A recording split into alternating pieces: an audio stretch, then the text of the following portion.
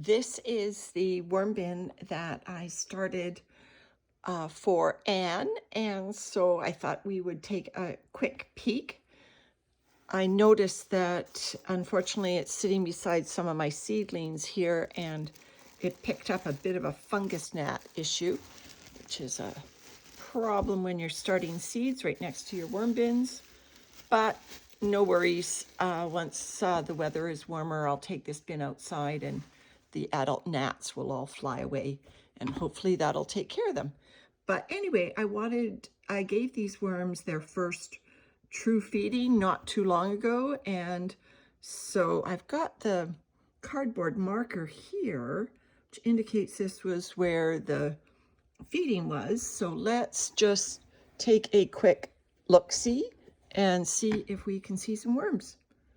You'll see that the bedding is a cardboard bedding and drying out a little bit here on the extreme edge. I'll take a wide swath and just turn it over, see what we find.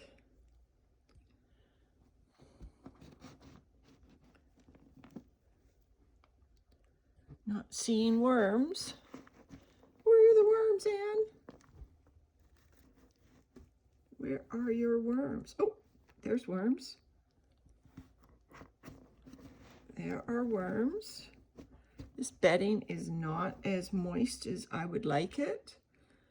Doesn't mean that it's harmful to the worms at these levels. My hand is still getting, damp going through here, but it is not wet. So I'm going to give these worms a little bit of a mist down, but yeah, they're in here. They are definitely in here. There's some. Probably they've gone looking for moisture as well as food. And sometimes those two things are in the same place because food can be moist. But sometimes it might not be in the same place.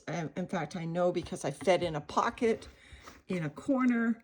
The corners are going to dry out faster than the middle.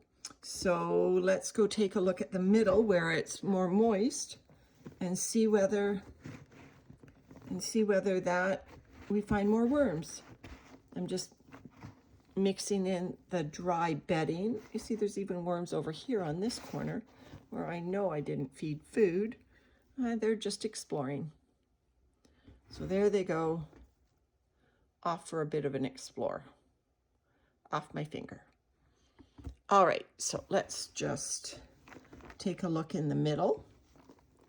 Once I've tumbled all these guys together, we'll take a look at the middle. The middle tends to be where moisture sticks around.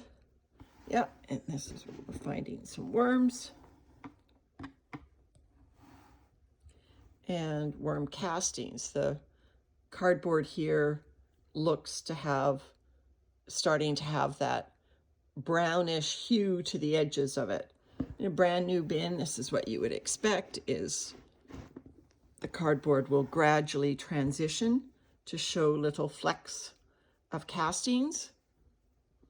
And eventually those castings start accumulating, and that stops the bin from doing this. That stops the bin from getting these really dry edges once the castings start to accumulate. And so the worms essentially create an environment that is good for them. And why wouldn't they? They create an environment that retains moisture. I'm sure, we think, oh, they're here to benefit us, but that's probably a survival mechanism, is they create their own ability to hold moisture. And there's one of a little climber on the wall. He says, I do not like what you're doing. No, I bet they don't. I've kind of clumped up all the bedding here on this one end, but I've got my, I just make sure no babies on my hands, no babies. I've got my mister here. So I'm actually misting the bottom of the bin because I'm going to be putting bedding back there. So the moisture will be coming up, evaporate through the bedding on the bottom, as well as I'll mist on the top when I've got this all distributed again. So there we go. So yeah, this is a new bin. The worms are dispersed, which I was hoping to see a little cluster of them where I fed. Kind of indicates to me when they're dispersed like this that they are looking for food. So what I will do is I will feed them. I will go find some food. Look at this beautiful worm here. Can you see this one? This is probably progeny of those wild worms I find outside. Not the huge ones. I'm hoping you don't have any of those in here. They will show themselves quickly if I have accidentally put any of those in here. But these are those worms that I find in our containers and under our containers. And they are just this beautiful dark red, crimson, deep red crimson. There you go, off my finger. And I'm pretty sure they are just a relative of the red worms that we find everywhere, but they have developed in a more natural environment. The food that worms eat can dictate what color shows through their skin, which is not surprising.